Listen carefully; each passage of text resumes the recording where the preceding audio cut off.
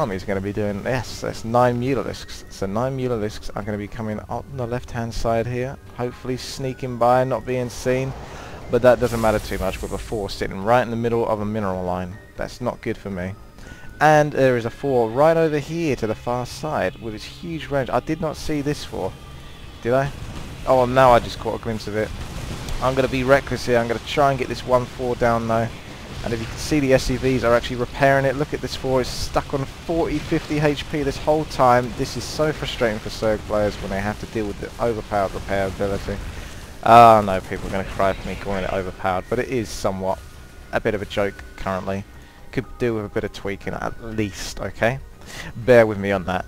So yes, 4s, hero units, can't go too far wrong with them as a Terran player, especially against Mutalisks. So it looks like Cosmos, whilst being distracted with all this, has actually supply blocked himself, and he's probably used a lot of his energy on mules, so he's not going to be using it on the supply depots right now, because Terran's going to actually put an additional 8 food on top of a supply depot for 50 energy from an orbital command. Oh, there we go. Just saw it happen right now. This allows him to immediately start building again, and it means that he doesn't have to build any supply depots with an SCV until it's next needed. So mutas are just going to be looking around here. They've got their rally points, just checking out any special hidden expansions that might well exist. Will I be a bit fortunate here and I'm going to see the Hellions? Oh, this is very good for my mutas. This is now going to push these Hellions back, because I certainly don't want them coming anywhere near my base. I'd much rather push them towards Cosmos' base. So meanwhile, let's have a look at everything. Got 56 drones currently.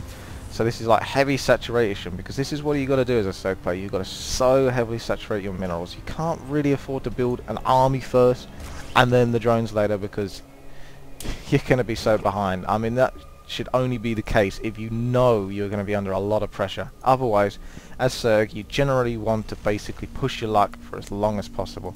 You want to read the situation, say, right, I can get drones for at least another minute here before having to even possibly make an army.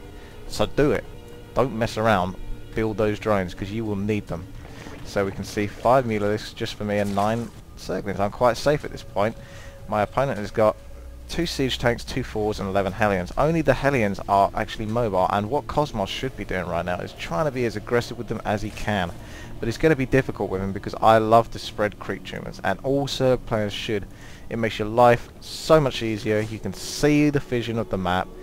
Your units have double the speed, and it scares your opponent from even bothering to try and attempt to enter your area. So think about it. Spread those creep tumors. Make it happen. So we've got a lot of Mutalisks here. I'm starting to hit a critical mass of Mutalisks, whilst my opponent's got his other command center up. He's just cleared his destructible rocks. It's something I really wanted to do during this game, I think I remember, but I just never quite got around to it. I was just focusing so much. There are obviously mistakes happening, that's one of them. I would have loved to have just left a couple of Zerglings on that at least. So over time that would have been worn away, because I'm going to need access to my own base, obviously. It's pretty much why I put spine crawlers there, to defend it. So we've got Mutalisks coming in here. No missile turrets or 4s in sight. All the missile turrets are on the outside, so this is a mistake by Cosmos. You want to keep it close towards your buildings, because obviously these Mutalisks are going to do a lot of damage here. Cosmos is currently down to 30 SCVs, whilst I'm sitting at 62. I'm sending all my Mutalisks back here, because I'm a little bit worried about this attack. I mean, if 4s are this far up the map, it probably means they're going to go all the way, because they're slow, chunky units, and they're probably not going to turn back once they've gone this far. So I'm going to need my Mutalisks, and we're going to see how well I can do against 4 4s with the amount of Mutalisks. I've got 21 Mutalisks and only 10 Zerglings. Right.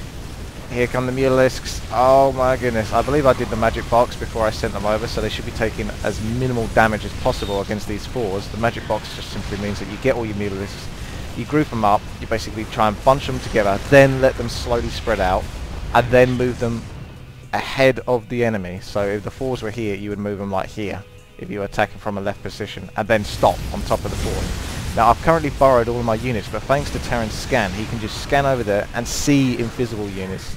So it doesn't just see things, it sees invisible or cloaked units, which is really a... Oh, it's so good, to be honest. It's so good.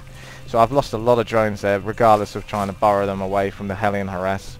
So my opponent didn't do too bad, because if you notice I had some of the like 56 drones before. Now I'm down to 33, so we're actually on a very similar drone count. So if Cosmos can stay in this game, then he's actually going to be quite similar to me in terms of economy, which is very good for him. I've got my roaches coming in here. They're very slow though at the moment, and more fours are on the way. Oh my goodness, it's just 4 fours. I did not, this is the point where I thought I had this. I've got my roaches in there, I've got my Mutalisks, and then I see 4 fours sitting at this ramp, all choked together. Can't kill them comfortably with my roaches. Can't even think about touching with my Mutalisks. And this is really upsetting me at this point, because it's like, oh, come on, I just defended, I just killed your entire army. And by the time I get down to your base, you got 4 fours? Come on. So that 1 4 gets to survive on 12 HP. Lovely. Scan makes gets rid of the rest of my roaches that were burrowed away, because it's just so damn good. And this command center is turning into a planetary fortress, and lots of missile turrets are going up.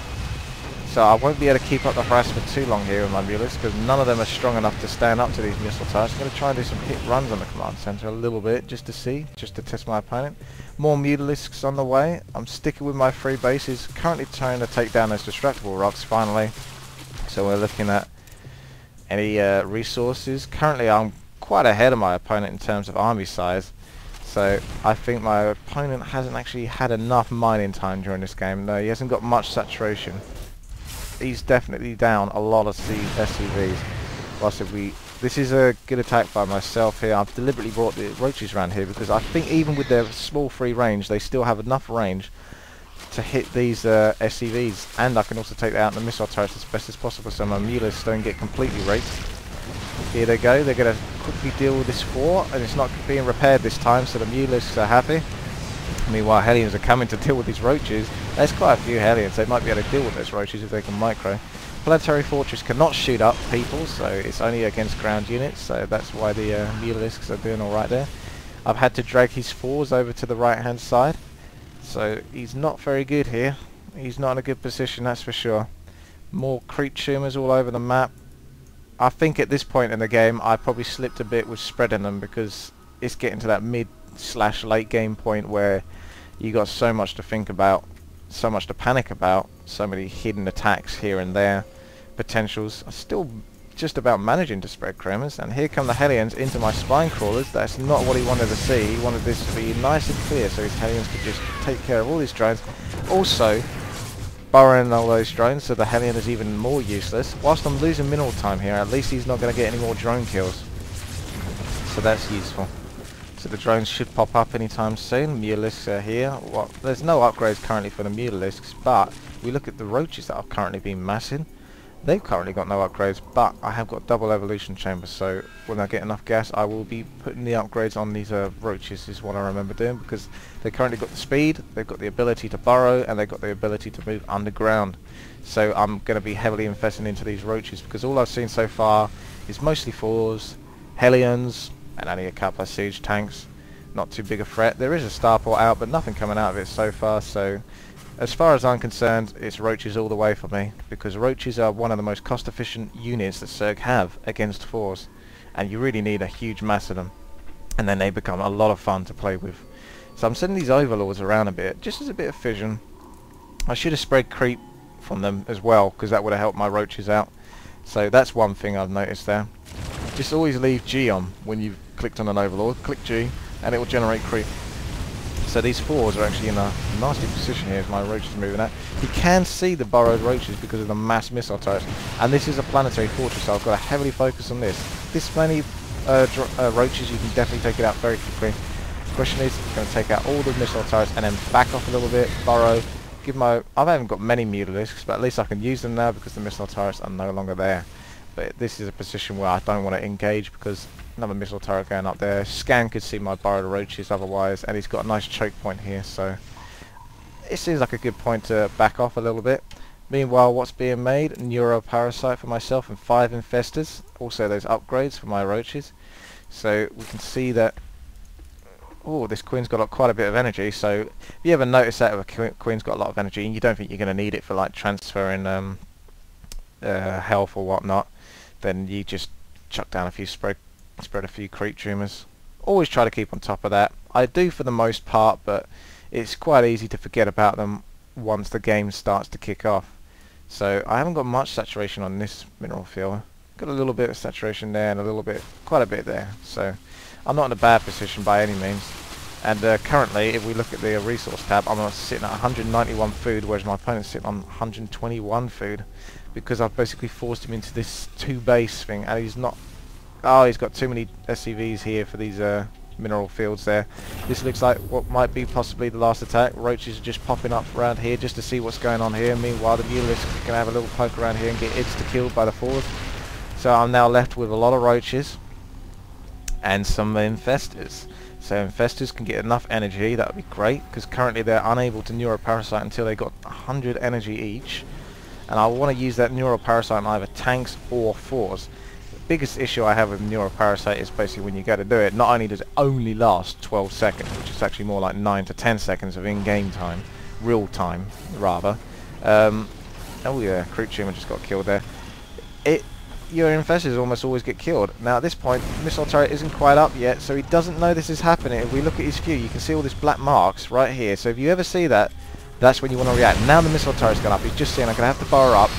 Infestors are coming in. Going to basically take over the Thors from the back, whilst the rest of the army is distracted and attacking my roaches. And there we go.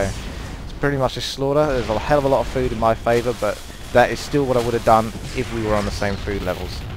So thank you very much for watching. This has been Willie. Please subscribe, rate and comment.